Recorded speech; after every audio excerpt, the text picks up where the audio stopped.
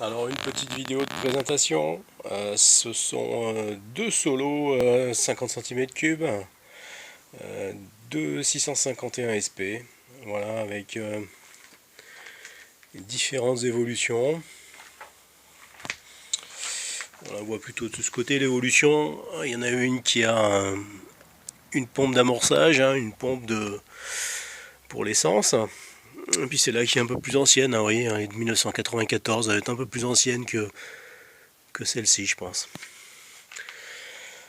Voilà, donc on a l'interrupteur marche-arrêt.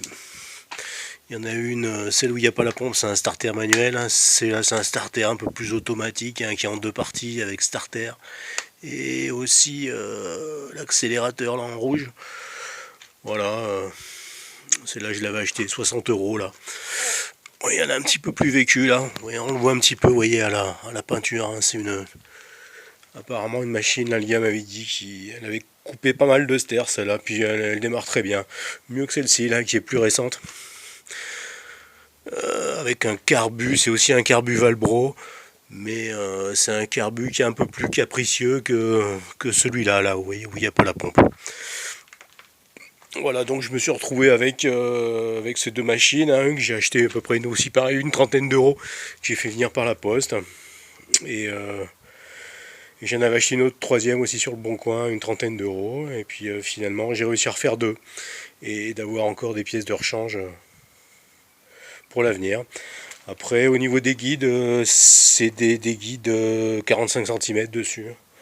Voilà, c'est assez polyvalent. Il y a un guide